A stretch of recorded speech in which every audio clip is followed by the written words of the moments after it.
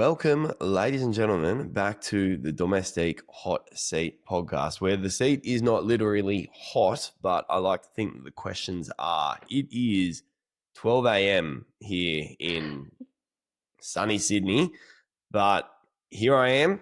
I'm ready to go, and I've got a corker of a pod for you. But if what you could do is hit that subscribe button, respect the grind. I'm here at 12 a.m. I'm doing it willingly, but if you could, appreciate it and hit that subscribe button, just one hit, and you'd make my day. So, without further ado, I want to begin by asking you a question. Have you ever had a dream or a bit of a zoning out experience where you just sort of snap to it and you think, where am I and how did I get here? Imagine that you're sitting on a call with the Mauritian road and individual time trial champion, a winner of Liège-Bastogne-Liège, and a winner of the Tour de France stage, and a yellow jersey holder. And that's where I'm at right now. And I'm thinking, how the hell did I get here? Where I'm sitting across from Kim Lacourt. Wow. How are you? Hey guys, yeah, good. It's beautiful sunny Andorra here and 4 in the afternoon, so a bit better than you, I suppose. It looks like all your good. lighting is much less artificial than mine. It looks like there's a nice sun coming through. I've had to do everything I Oh, can to brighten this up. it's been brilliant here. Honestly, the weather has been really good to me, like, so far, so no complaints. Yeah. And how long have you been in Mauritius? Where did you say you're? Andorra. Andorra. How long have you been in Andorra for? Uh, just arrived like 3 days ago for altitude preps before Worlds. So yeah, not too long. Yep. Yeah. Wow. It must be absolutely gorgeous. And how are you feeling about Worlds? It's the first Worlds, I believe, that's in Africa. How does that sit for you? Yeah, first one, hopefully not last. Hopefully we'll give a very good show. Yeah, it's very exciting, of course. It's a special year. It's a special time to be representing an African country. So for sure, very excited to do what I can to get the stripes on my back. Similar stripes to what I Yeah. already have, but just the extra color. Do you ever get confused? Are you ever riding up the back of someone and they think, "Holy crap, it's Lottie Kopecky," and then they realise that it's you? They are similar. Yeah, I mean, I've had a lot of comments last year about it. A little bit early this year, but I think the more the year went by this year, the less comments I was getting. So I think people now know. Only if it's people that's just cycling fanatics, but not really cycling enthusiasts, then they'll think, oh, I'm a world champion. They won't even say Kopecky. They'll just say, oh, world champion. But that's just people that are not really into the sport. But otherwise, the peloton and the people that are following the cycling community, they know who I am. So it's okay for now. Yeah, I guess it's not a national jersey that has been heavily represented in the pro peloton before. That must be pretty special. We'll get to that in a little bit, but yeah, with it being in Africa, I guess one thing I'd like to put to you in Australia, our continent or our continental area is called Oceania, and if the World Championship was in New Zealand, it wouldn't be so special for, hypothetically, if I was a pro rider to go over to New Zealand to do a home national champs. What does it feel like as someone from Mauritius going over to Rwanda to do the road champs? Does it still feel like a home race, or is it, what's the vibe in Africa or for the African cyclists around that? Yeah, I think for me, I mean, I can't speak for other Africans, but for me personally, it does feel like I'm racing on home soil just because it feels closer to home. I am African. A lot of people are surprised by that, but yeah, I am part of the African continent. So to have an international race, I wouldn't say world tour, but a world championship, which is actually bigger than any world tour race, being in the African continent is huge. We might be, a continent that's not highly represented on the world tour scene, but the love we have for each other and the support we have for each other is huge. So yeah, I mean, it's super special. I could believe that for the other Africans, it's also as special as it is for me.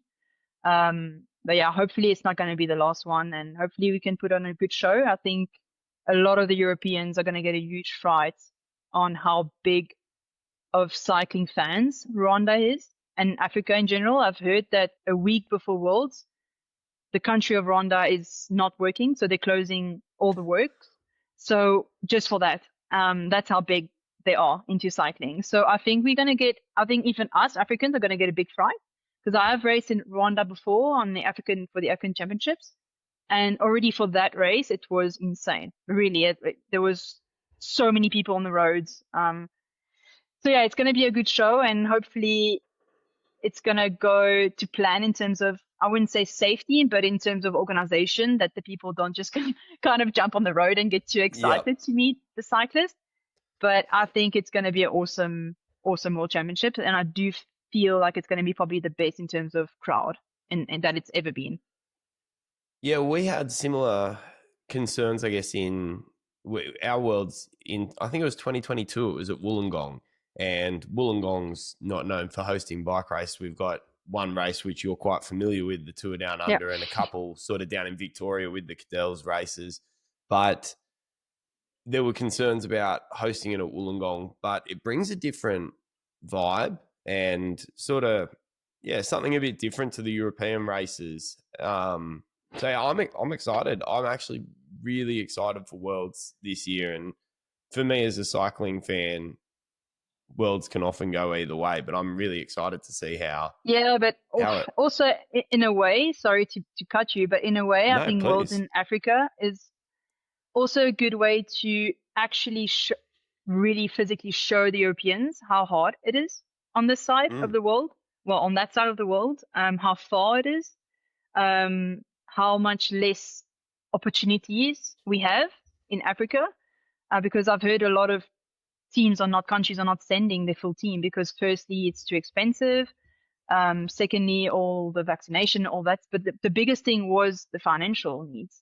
And that's why we Africans are struggling to come to Europe. Firstly, our currency are much weaker than euros or dollars, or pounds. So for Europeans to come to Africa is anyway financially easier for them, cheaper, but still they're not able to do it because it's too expensive. So it makes sense how we struggle to come to Europe already with, like, if you own rands or whatever the currency is in Africa, it's half less of what the worth is in Europe.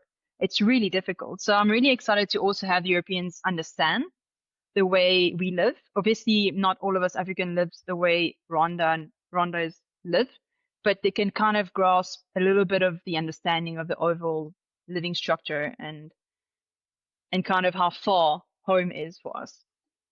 Yeah, I mean, totally. you would also understand. So. Oh yeah, Australians do have, there's a common thing in Australia that you've either got to have parents with deep pockets if you want to make it in pro cycling, because you're essentially living off. There's an actual team in Australia called BOMD for Bank of Mum and Dad, because that's the only way that pro cyclists can actually make it in Australia. So yeah, absolutely. So we'll circle back to that anyway, because we are definitely going to press you on African cycling and how you think that it can grow.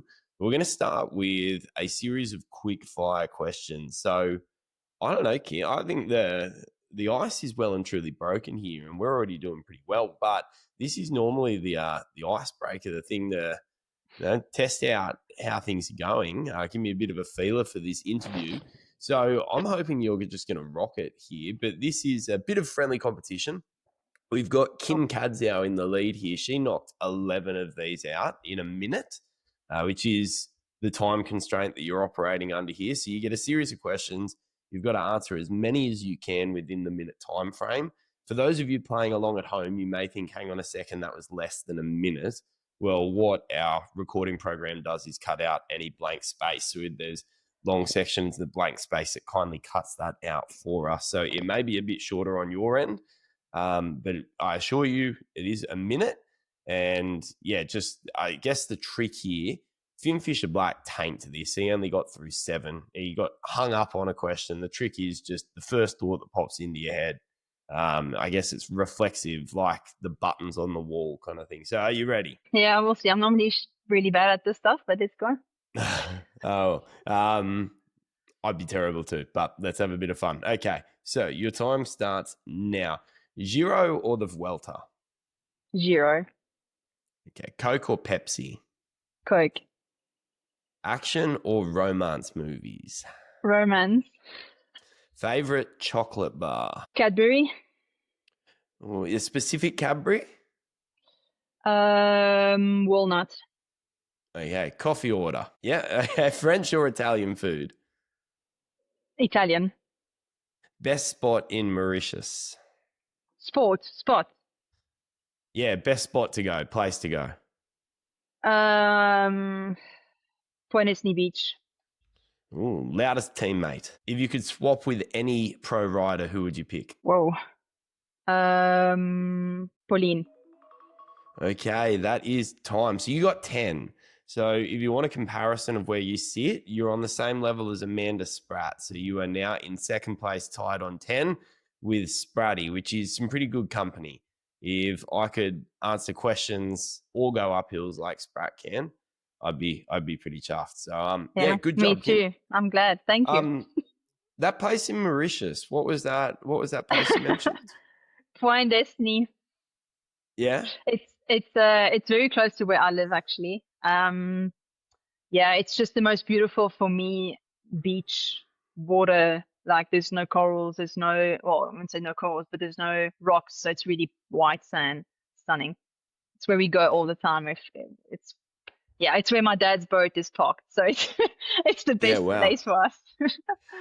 What are the beaches like in Mauritius? Is it sort of surf beaches? I've never had the fortune of going. My wife was quite excited when she found out that I was interviewing someone from Mauritius because she did an exchange to Reunion Island, which is quite close, and she loved it. So she sort of lit up and said, "Oh, I've been somewhere close to there." But what's it like? What are the beaches like there? Yeah, I mean it's really nice. There's actually a lot of different type of beaches. So there's a surfer type of beach where it's called One Eye.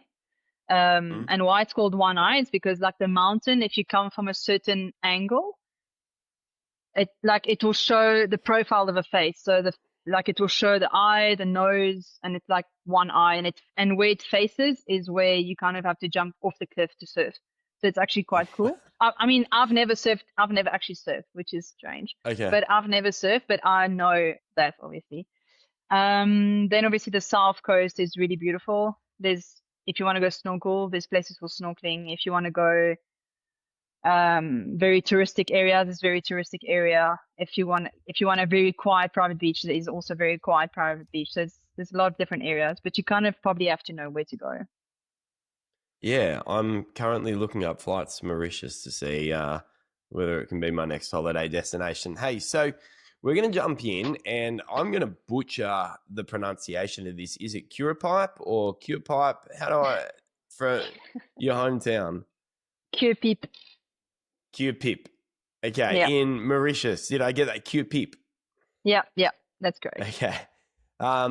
So Mauritius, 20,040 square kilometers. It is pretty isolated out there. And my first question to you is, how does someone from Mauritius pick up road cycling? Yeah, I mean, good question. I think when I grew up, we've never been into the cycling thing. I was more into soccer when I grew up. But my parents had a friend who started this road race in Mauritius, and we were at this barbecue this one afternoon on the weekend, and they were all kind of drinking and having fun, and that friend challenged my dad and mom to just get a bike and finish the race.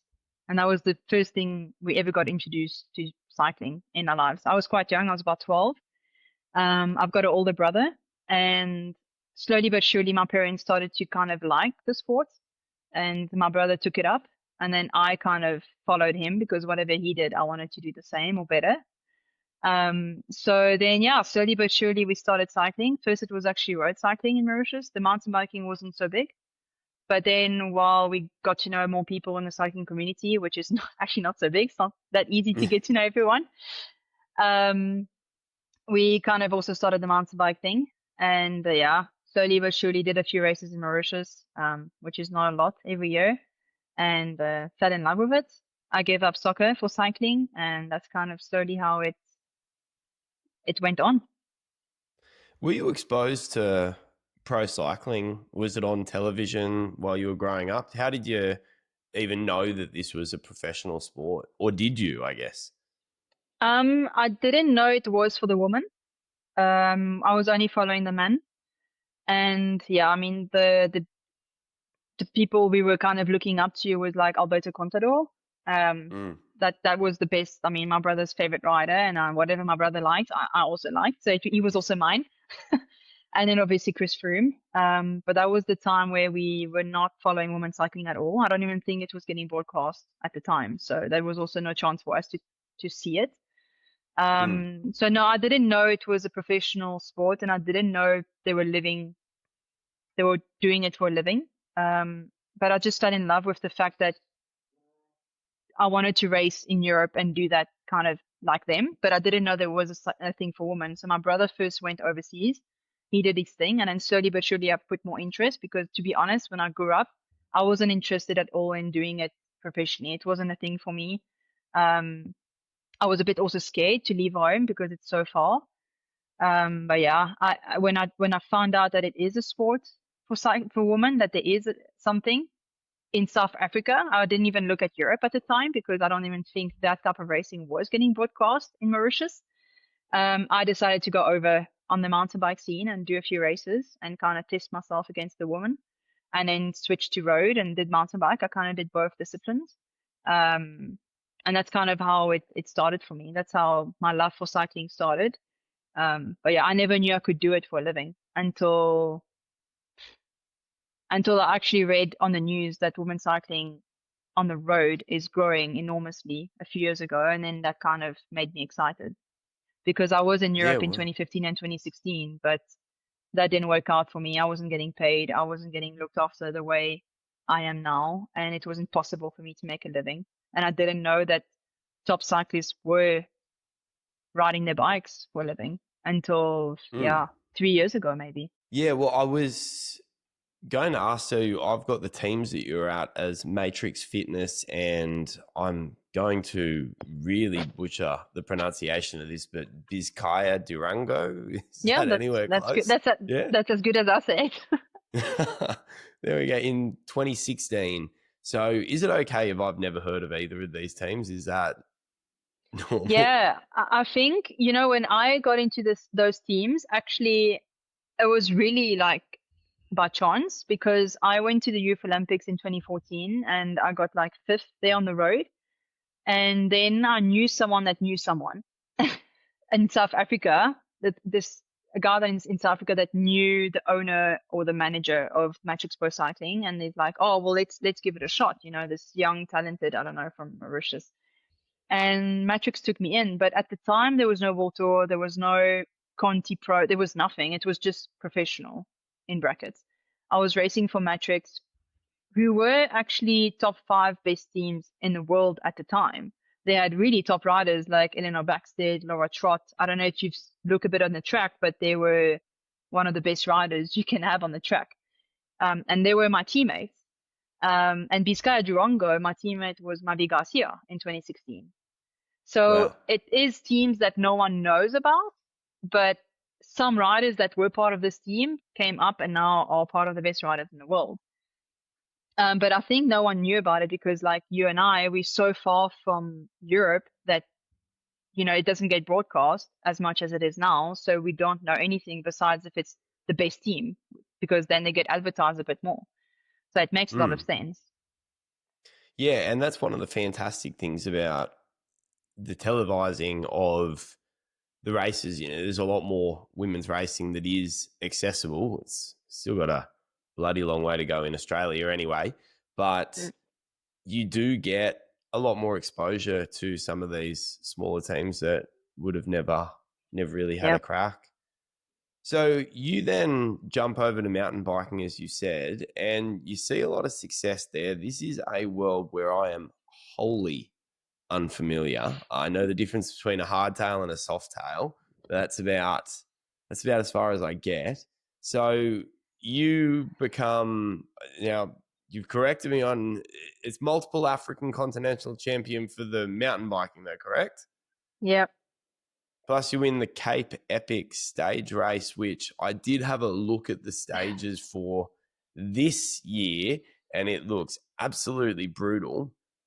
Why mountain biking? What drew you from road cycling to mountain? Well, I mean, in 2015 and 2016, I was in Europe trying to make a career out of cycling.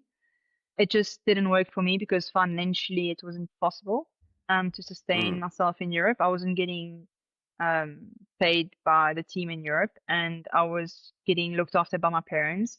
And at the same time, they were also looking after my brother, who was racing in France at the time. So it just wasn't possible. So then in 2016, I had a really terrible year with Vizcaya, just in terms of unlucky. I broke my toe in like base season training, and then Your I got toe? like kidney. Yeah, it's actually How a did- crazy. It's a crazy story because December 2015, I went to the beach with my now husband, boyfriend at the time, and we were running on the beach. We were running on the beach, and I looked behind me and not looking in front of me, and he stopped. And I ran into him, and my foot hit the back of his foot, and I broke my toe. And I Wow. was just like, it's not a crazy injury, but it kind of put me off the bike for, I don't know, for a few weeks. I would say a week or two, Totally. because I mean, I couldn't stand on it. And so I went into the season in 2016, like not really mentally or physically prepared. And then I got kidney infection just before I flew to Europe as well, by overdoing it and being dehydrated. So very, very bad. So yeah, I mean, my experience in general, and then I crashed. I did the Giro for the first time in 2016 with Vizcaya, and I crashed on stage 1, and I fractured like, I don't know, over 5 or 6 ribs in the crash. I rode into a car. So it was just not the best season for me. It's an And understatement. after that, I kind of decided, you know what, like, I don't know if this cycling thing is for me. I almost stopped actually cycling. I came back home. I got on a video call with my parents and I told them I'm done. I don't want to do this anymore. And that was probably the hardest thing because they've been supporting me financially for so many years that I feel like it's all been for nothing. And they were very accepting about it. They were very supportive. And when I came back to South Africa, I was ready to literally hang my bike up, my road bike. And that's when a team contacted me and said, hey, but just come ride with us for fun. Just have fun, ride with us, road and mountain bike. Let's put that both together. And I was like, okay, well, why not? So 2017 was a very chilled year where I took every race for fun with no pressure. I literally just finished the races. I didn't get any results. And I fell in love with the sport again. And a friend of mine contacted me to say, hey, let's do the stage race called Signing to Sea for fun. It was called Bergen Bush for fun. And I was like, okay, cool. We'll stop at all the water points, take pictures. And that 3 days of riding the Bergen Bush made me fall in love with the sport again because I went in with such a different mindset of rather performing, but rather having fun. And yeah, that's when I was like, oh, this mountain bike thing feels really cool. It's fun. But for 2017 and until 2021 or 2017 till 2020, I was doing both disciplines, kind of 50-50. Just kind of this race, I'll do it, this race, I'll do it. No pressure, just having fun. And it's in 2020, end of 2020, that a mountain bike team contacted me. And they were like, hey, what do you feel about doing the Cape Epic next year? And I just laughed. I was like, whatever.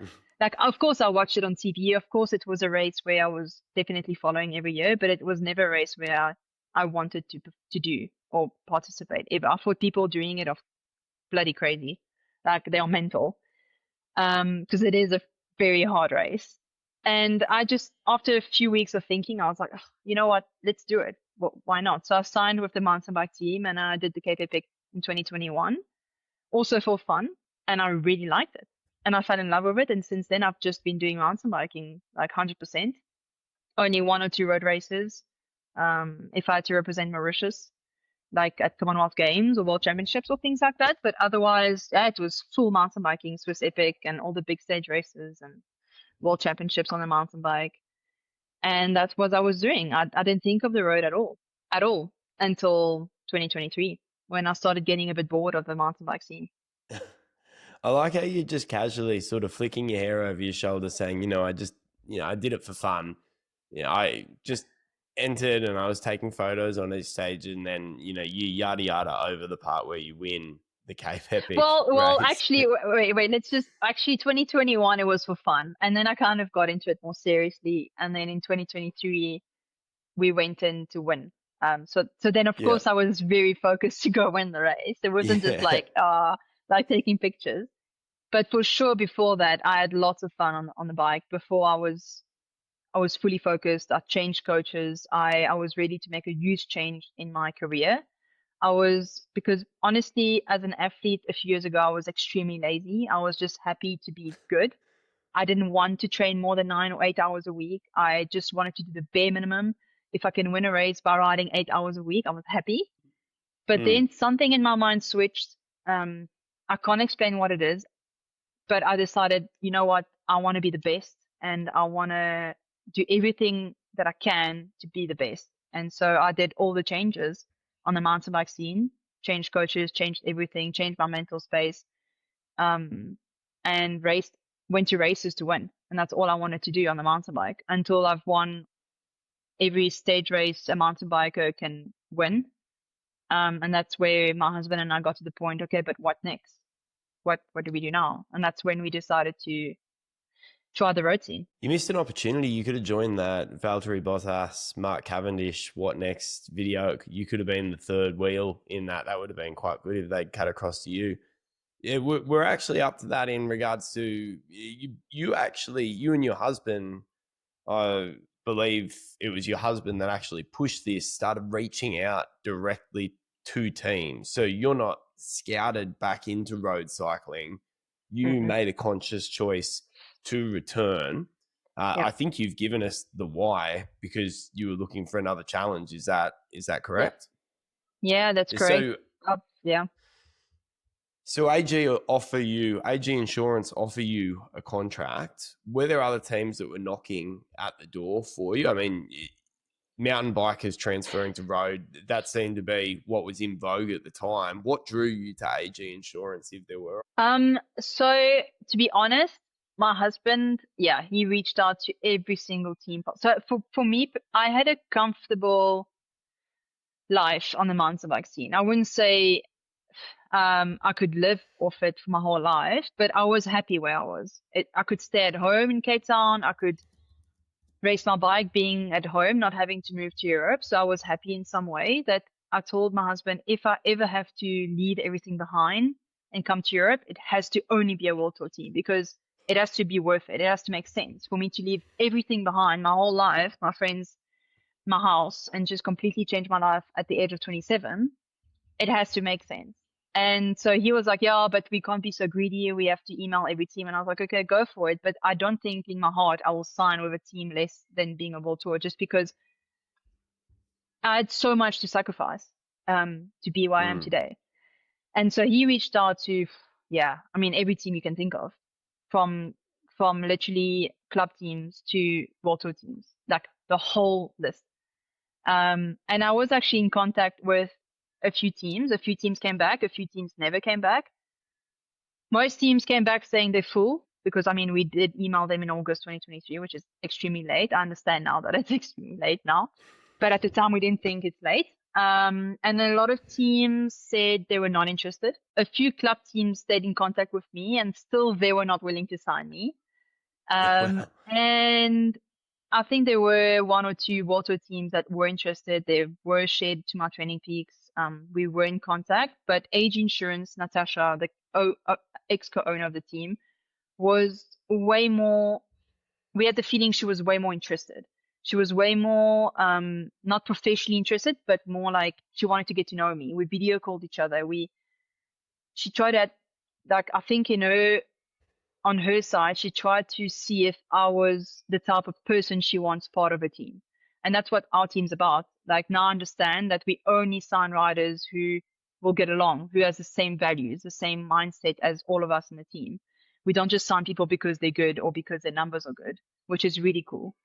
So yes, I was in contact with a few teams, but I just had this good feeling about her because the other ones were just in contact by email. They showed interest, but it just felt like it's not going to work. They're never going to take me. And also with AG Insurance, the brand we ride is Specialized. I was already on Specialized on the mountain bike. So for me, that was already a very big interest. And yeah, I think for them, they just showed much more interest, much more love, and much more in a way that they were willing to give a chance to someone that's not part of the peloton. And I felt like a lot of the teams only focus on girls that are already part of the peloton, which is sad. They don't look for talent outside of the peloton, which there are thousands, I'm sure, that belong in the peloton, but they just don't have the right contacts. And now what's funny is that so many teams have replied to my husband's email saying, "Oh shit, we should have taken her," or like, "We should have given her a chance," or like teams were contacting me, yeah, obviously last year and this year to kind of see if we can do something for the future, trying to get me in the team. But yeah, for me, I'm someone that if I get into a relationship with a sponsor, or for me, it's a long-term thing. I want to give back as much as possible because. Can you hear me? Yeah. So you Sorry, it's been cutting off on my side. Yeah, you're okay. Yeah, for me, when I signed into a team, and that's what I made them understand when I firstly signed with them in 2023, is that for me it's a long-term thing. I'm not someone who jumps ship very, very easily, especially that they've made my career. They gave me a chance. They took a huge risk, and I understand how big of a risk it is. And I also understand why other teams wouldn't give me a risk. I mean, now there's a minimum pay. Now it's a lot of money you invest into a random cyclist, a random person that you maybe have never heard of. But at the end of the day, for them, I suppose it worked out, and I'll always be thankful to the team to give me a chance and see more than just, like the norm of signing people in the peloton, and just willing to invest in talent outside of World Tour. Yeah. And look, when you say it paid off, you absolutely blow the doors down in your second crack at road cycling. So 2024, you're 10th in Paris-Roubaix, 4th on GC, and 3rd in points for Volta Ciclista a Catalunya, the Mauritian road and TT champion, and you clock a stage at the Giro. And then you go on to 2025, you win Liège-Bastogne-Liège. You are the first African, I believe, to win a monument. You take stage 1 of the Tour of Britain, and you win stage 5 of the Tour de France avec Zwift, also wearing the yellow jersey. And again, you're the first African to wear the yellow jersey. This isn't a question. This is just a statement of, you're saying, oh, they're paying you.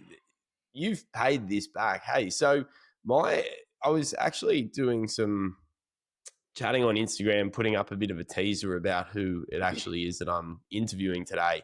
And Astrid started sending me some messages. She's a follower on Instagram, and she was so excited about the female peloton. She's saying, I'm always saying it's better than the men's, and I'm wanting more and more friends to come watch this. So I said, hey, flick us a question and I'll ask it to Kim. So Astrid, this one's for you. Hopefully you can share this with your friends, and that'll get them interested in checking out the women's races.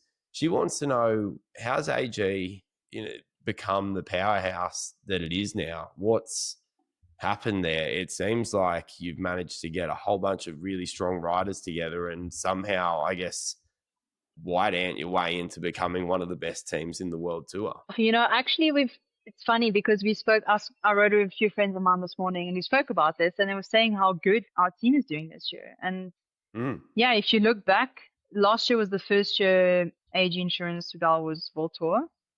Before that, they were like almost like a Devo kind of next gen team. And now we are like, yeah, it's crazy the results we've had this year, just with Liège-Bastogne-Liège, but I mean, with Sarah winning 2 stages of the Giro and Justine winning Belgium championships, like it's just, I think once one of us is kind of performing, we all kind of snowball with that performance, and we just get so much motivation from it. Not only us riders, but the staff. They are so excited because they now can see themselves winning races, and they see that they work and they effort that they put in, whether it's looking after us on the side road as a soigneur, or building our bikes, or fixing our bikes, or everything in terms of logistic and management behind the scenes that we riders have no idea about. it all pays off at the end of the day because we get the results. I mean, the rider might win the race, but the rider doesn't win the race alone.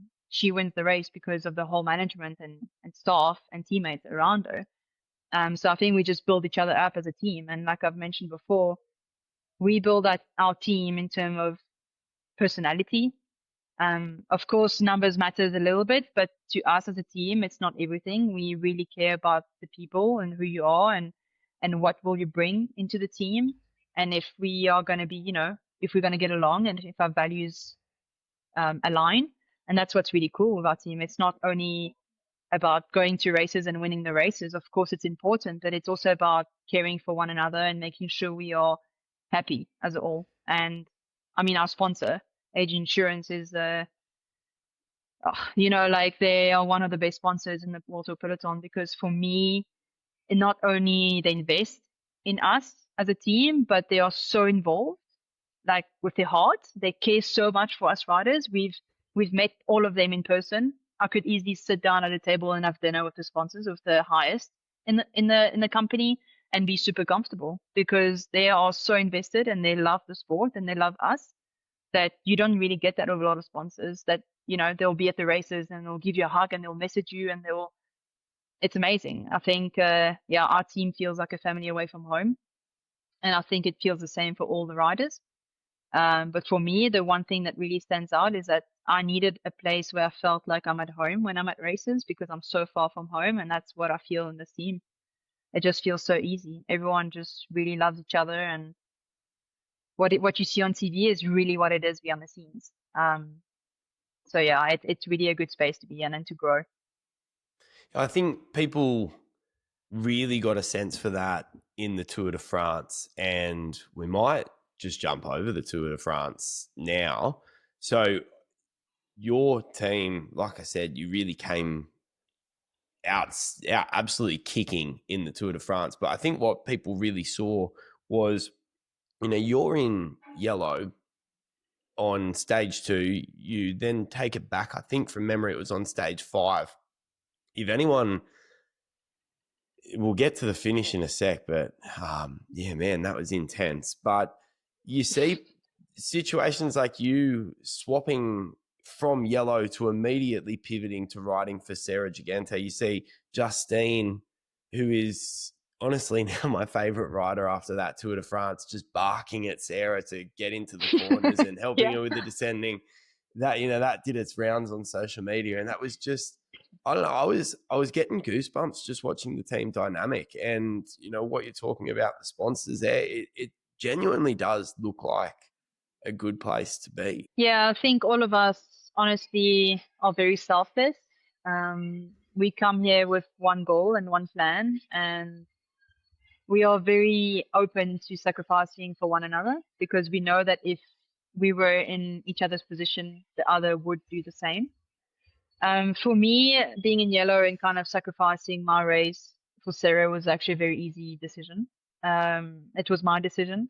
Actually, it wasn't the team's, but I decided on the day that she had the best opportunity on that climb, just with the situations I've been put in the past few days with the tour. I think being in yellow for 4 days, winning a stage, I think it's been a lot of pressure and pressure for myself, to be honest, but also the attention from the media. And it was just a whole world that I wasn't ever exposed to.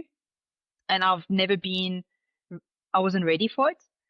The recovery after races, I've never had really the cool down that I needed. Getting to the hotel every day at 10 because you've got press conference and dope testing and this and that to attend. And it's just been, honestly, it's just been an insane roller coaster. But when you're there, you kind of brush it all under the blanket. You just, I'm okay, until you get to stage 8 or day 8 and you're like, okay, this is like really heavy now. It's a lot. And to be honest, Sarah has been excited for the Madeleine for like probably, since the Tour de France routes came out. I knew she's on good form. We've seen it at the Giro. And I just made the decision myself, because obviously the day before I had quite a nasty crash. My body was feeling a bit not very well. Actually, not the day before. It was in the morning of that, actually. I wasn't in the best kind of situation. to be honest. And before the Madeleine, I was already decided that this is it for Sarah today. I think she's the best option. And it wasn't even a hesitation. I knew she was our best shot, and I've got asked a lot of times what's my best day in the Tour de France, and I might have won a stage and I might have won yellow 4 times and all this hoorah, and there's all this awesome stuff that people would dream to be in. For sure, it was amazing days for me, but the best day I will never forget is riding for Sarah on that day, because I could feel how it feels to ride for your teammate, and I've told my team, I've always wanted to give back, because I've never been in a position to give back to my teammates. They've always been in that position to sacrifice for me, and I win races because of them, but I was never able to give it back. And that day when I was able to do it for Sarah, it was honestly the best feeling ever. I've absolutely loved it. And the fact that she came second on the Col de la Madeleine was insane. Like, we couldn't ask for better. Yeah, absolutely. And if this means anything to you, Sarah going for that, on stage 8, coming second, that was on the radio all around Australia. Sarah Gigante was getting mentions. She's huge for women's cycling in Australia here. So, yeah, absolutely awesome for us to be seeing Sarah mentioned on the national radio. Cycling just doesn't have cut through in Australia. You would have no idea here at the moment, unless you're in the cycling scene, that there is a Grand Tour going on at the moment. Even with what's going on at the Vuelta at the moment, it's not in the news, which I think is really bizarre. So to have a women's race cut through like that is huge. So Sarah's doing some really good things for cycling here in Australia. Yeah, look, I wanted to talk to you about stage 1. So I went back over the highlights of this in the preparation, and I got really into it. But stage 1, you attacked across to Pauline Ferrand-Prévot at the close of the stage, and then Voss is sniffing at your wheel. She gets you one up in the sprint, and you're in a bit of a Visma sandwich there. But you're second on GC in the Tour de France at the end of stage 1. What is going through your head on the night of stage 1? Well, I mean, I did aim to go for the win on that day. It's a really good course for me. It suits me really well, but it also suits a lot of other riders. To be fair, there was a mixed emotions. There was disappointment, but also, really cool, because you always go into a race with high expectations because you want to do well. But it's one thing to say I want to win and I want to do well, but it's another to kind of do it and get this position I was in. But also the way I did it. I didn't actually see Pauline go. I was too focused looking in front of me or like on my wheel. I was following Demi, and I was thinking that's the best wheel to follow. But I was so focused to looking at a back wheel that I didn't even think of lifting my head and looking ahead. And once I did it, it was a bit late. I was like, holy shit, she's gone. Like, no one went for it. So then I had to go. I had no choice. And I just went full gas from there. And honestly, I had a piece of myself was thinking, shit, I'm going to win the stage. But then when we came around the corner and I saw someone on my wheel and I saw it was Maya, and I was like, oh, shucks. Okay, well. I mean, I could have said if I went to Pauline straight away, it wouldn't have changed the end of the race, because Mayan is just faster. It is what it is. Yeah. So my position of second would have probably still been the same. So I can be proud of that. I mean, I couldn't beat Mayan on a finish like that. So of course I was super proud, but at the same time, it obviously puts the pressure, because you come into the Tour, I was a little bit of an underdog. Yes, of course, we went in saying we're going for GC and all of that stuff, but I've never been at a Grand Tour on form going for GC. I've never been at a Grand Tour with high hopes. Giro last year was just to kind of see what I can do. Then the Tour last year, I was sick. I wasn't doing well, and I wasn't even the GC rider. So I was just as a domestique. So this year was, like a bit of a statement saying, oh shit, okay, well, I do belong here. I'm on good form. Clearly there was a bit of gaps with the other GC riders. So of course I was in a good headspace, and it brings a bit of confidence for the rest of the Tour. Yeah, absolutely. And so then stage 2, Garcia wins. Again, if you haven't watched the highlights, go back and watch the highlights for this entire tour. But stage 2 is a cracker. Garcia goes away, and she is sort of the last person heading towards the line. You got the peloton chasing down like a pack of dogs, and it's just I started getting goosebumps as she crossed the line. And then, probably for you, the coolest story here is the fact that you cross and you're in the yellow jersey. So being a huge advocate for African cycling and for representing cycling in smaller nations, how did you process the size of that achievement? Well, I think it was pretty clear on the videos. I did not process it at all. I was like, nah, it's gone. I mean, we had a plan for that stage. So again, I kind of finished the stage disappointed because I was supposed to attack like 600 meters to go and I didn't. I was just scared. Just because I've never been in this situation, this position, and I'm just scared to try. Totally. Yeah. And when I crossed the line, I honestly didn't think I was in yellow. I calculated the seconds wrong and I was just like reading my own world. I went to my team and I was like, hey, okay, drink my ketone, drink my cherry juice.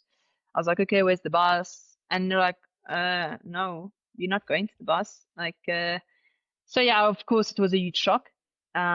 Because we did go into the stage wanting to take yellow back, well, wanting to take yellow, that we wanted to win the stage. But at the same time, it almost felt like if I knew I crossed the line and I knew I was in yellow, then it would have been a bit more, I would have realized it a bit more. But the fact that it came a bit of a shock, and I still didn't believe it until they put the yellow jersey on me, was, wow, it was crazy. Yeah, really, I think tears just flowed.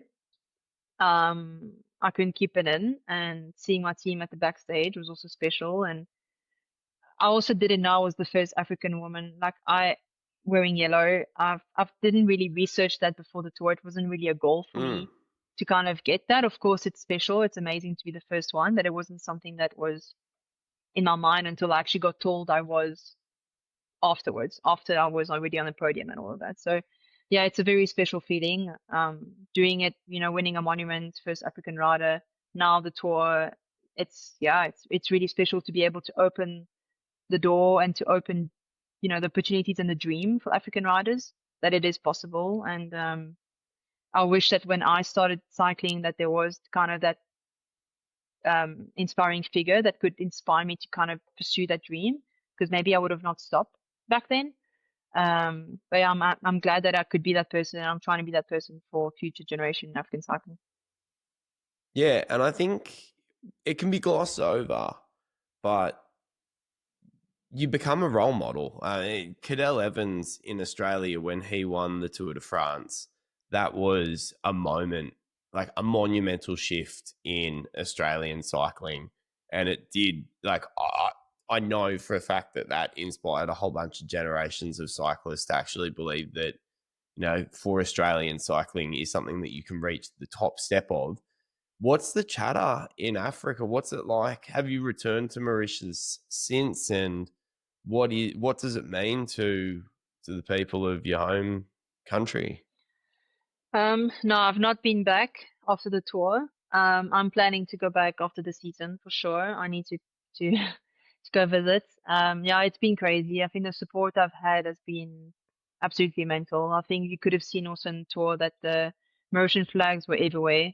People that were not even following the sport are now huge fans of cycling. I think I've inspired a lot of young riders to pursue their dreams. I have friends of mine that now believe in it more than ever. And I'm happy to be in this position where I can maybe start helping, opening some doors for them with contacts or whatever the case is. Of course, now I'm still focusing on my career. I'm trying to still build a name for myself and a foundation in this world of cycling. But once I'm a bit more settled in that sort of way, it's my dream to help the next generation come up. But yeah, it's been crazy. I've heard a lot of stories of Mauritians wanting to renovate a velodrome in Mauritius and kind of name it under my name, and they want to build a statue or like stuff like that. But they're just so passionate. They're just so passionate, and they're so excited to just see the flag on the World Tour stage. And it makes me so excited to just want to perform even more. Yeah, it must. must be infectious, but also it must be a bit of a heavy cross to bear.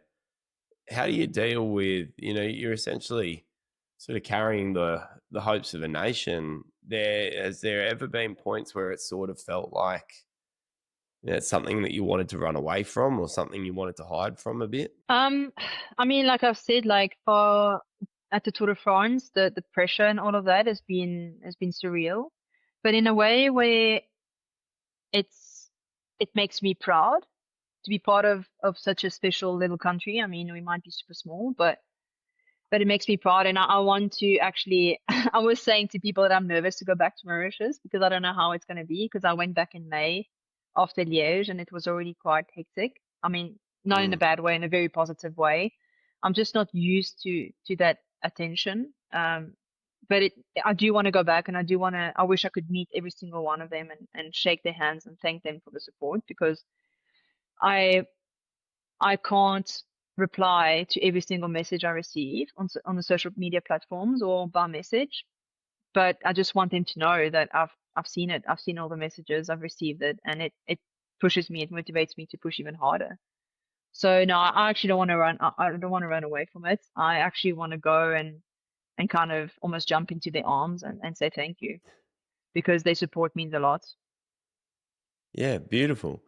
So speaking of, Africa is so heavily represented in a lot of endurance sports, but that's just not the case in cycling.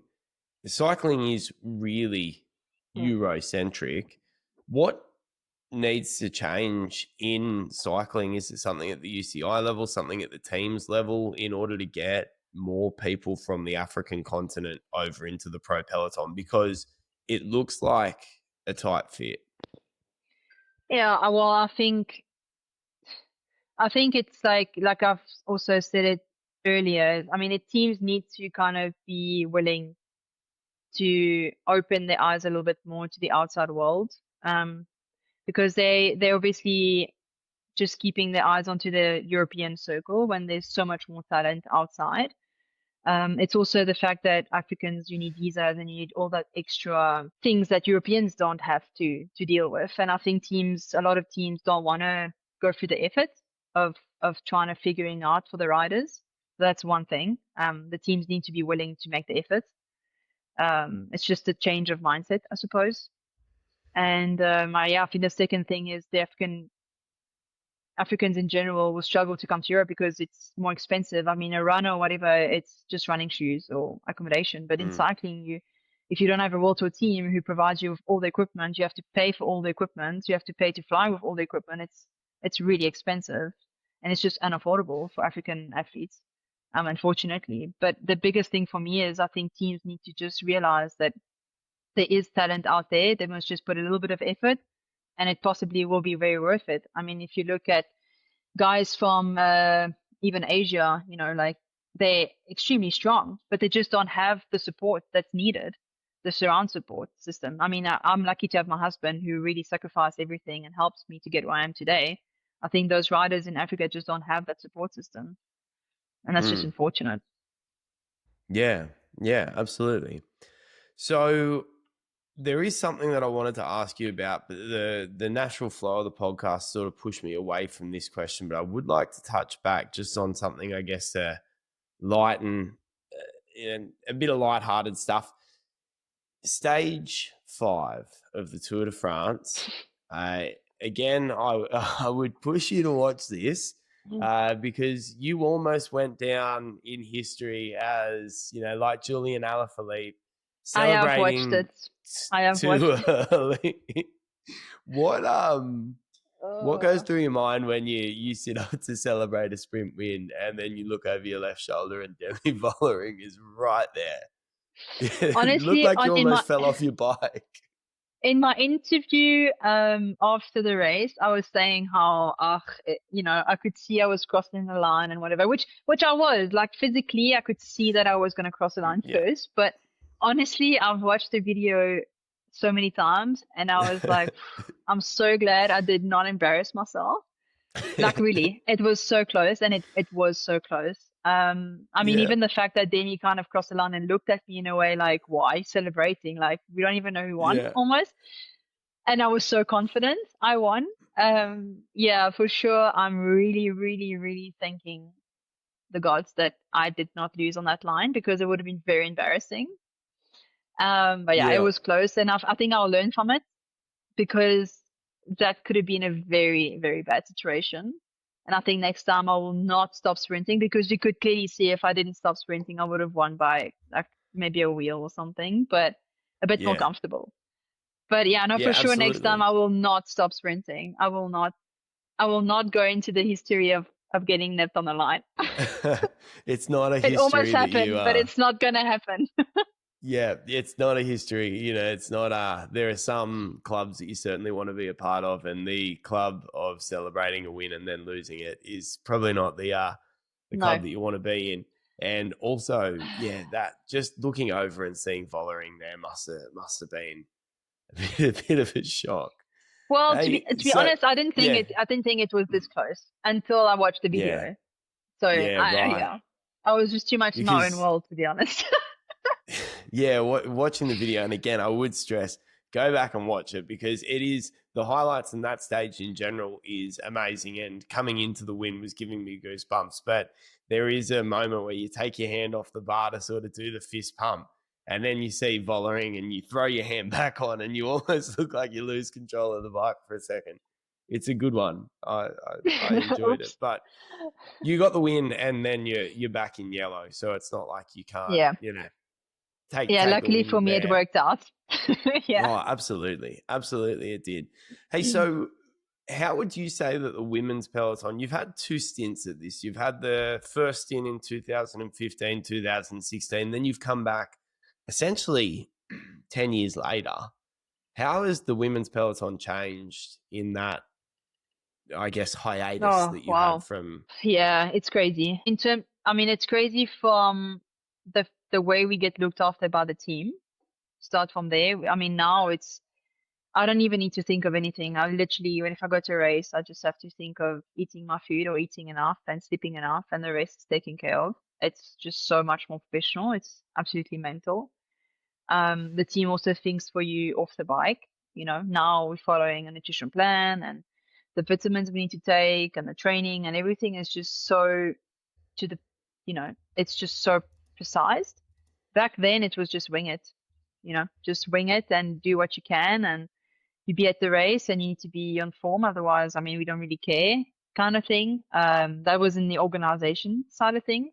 But in the peloton itself, I mean, it's much more teams, much more riders, much more races.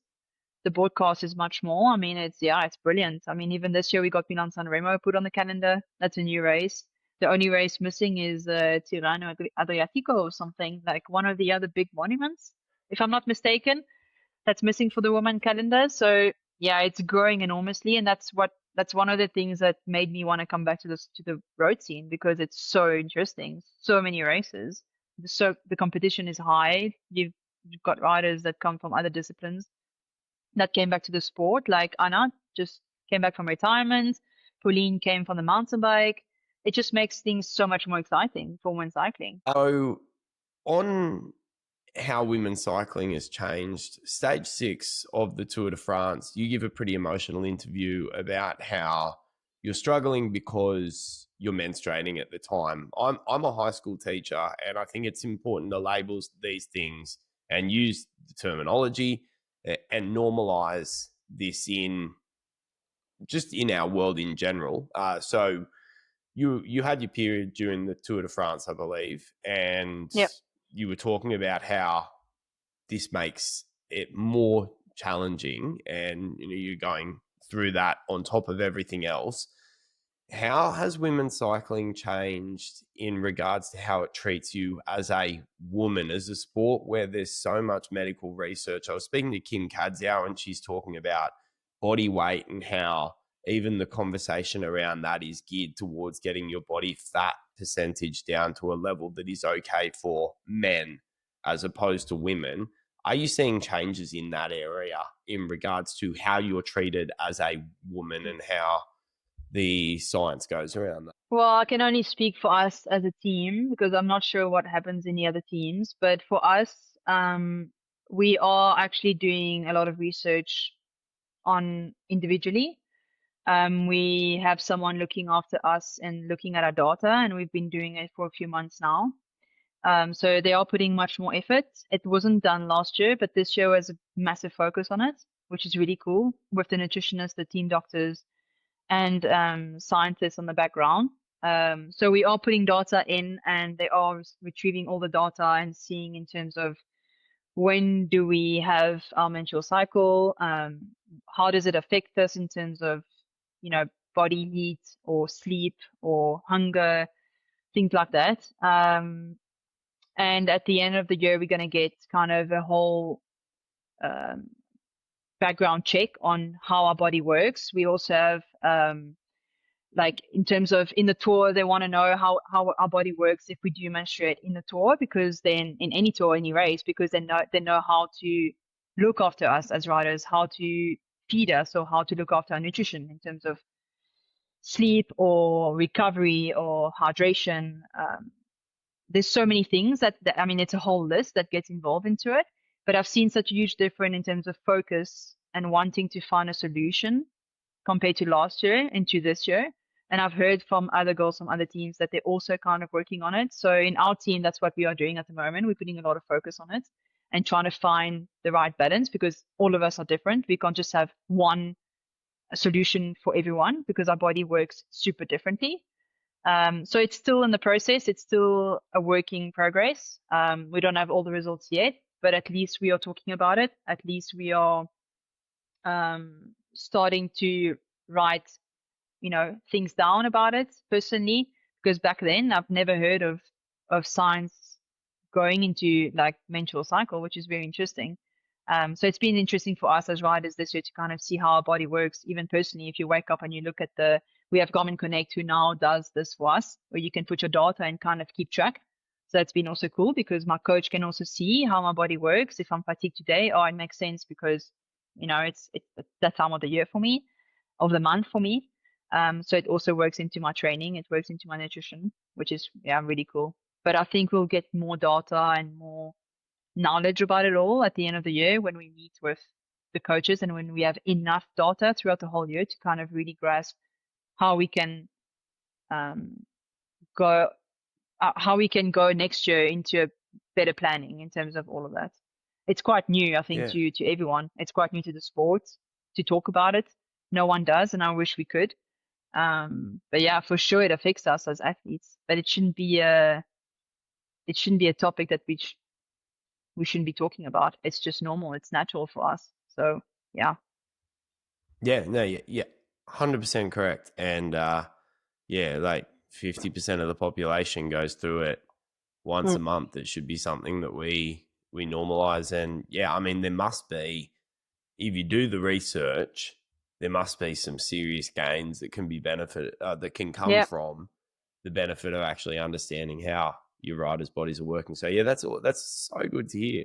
Look, normally we end off with a bit of advice from the rider to juniors that are looking at making it into the peloton. But I guess what I'd like to do with you is put a little bit of a twist on it and ask you, to African cyclists that are wanting to make that jump over to the pro peloton, what do you suggest? Like, what pathway would you suggest that they take, or do you have any advice that you would impart on them? Yeah, I think, the main thing, I can only speak for my own experience and the path I kind of been put on.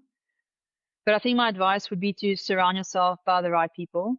I know it's not always easy to find those right people, but that was the breakthrough for me, to find people that believe in you and that believe in your goal. To have that support system, because that's very important, and to not be scared, to not be afraid. Because when I first came to Europe, I was extremely afraid. I felt like I didn't belong here, just because I come from such a far away, small little island. I just felt like I did not have my place in this world. And I was happy that I could prove myself wrong in terms of how I performed this year. And I hope that this can open the eyes of a lot of African athletes or riders in the world that it's possible. You just have to come and give it a shot and just not give up. And just believe in yourself. There's always light at the end of the tunnel. We all go through very tough times, and we all feel like now might have been yellow wearer and winner of Liège-Bastogne-Liège and winner of the Tour de France Femmes stage. But I've had my really tough paths, and I still have really tough days where I still feel like I don't belong here. But you just have to stay humble, remember where you come from, and just want to prove the people wrong, you know, like make them know that Africans do belong here, and that should be a motivation by itself. It's amazing how universal that is. So I think having the right people around you is the same response that Kim Cadzow gave, and also Michael Storer and Finn Fisher-Black. So all of them gave the same thing, which is making sure that you have the right people around you. I think that probably says something about the sport of cycling. Yeah. And potentially serves, I guess, a bit of a warning about, you know, the people that I guess could get around you if you go down that wrong path. Hey, so thanks so much, Kim. Genuinely appreciate it. This has been so much fun. And yeah, I'm still buzzing. But if you want to follow Kim's journey, and you're a bit of a nuffy and you haven't joined the 31,000 people that are already following her on Instagram, she's Kim Lacourt. If you jump over and follow the team as well, AG Insurance, it certainly looks like a team that is worth following. They seem like they're doing all the right things, and that's amazing to hear. And if you can follow Domestique too and hit that subscribe button on your platform of choice. If you're on Spotify, we would appreciate it if you can give this a 5-star rating, because I don't know, I think it deserves it. And yeah, that's a wrap. So again, thanks, Kim. I really appreciate you, and thanks everyone for stopping by. Thank you. Have a good sleep.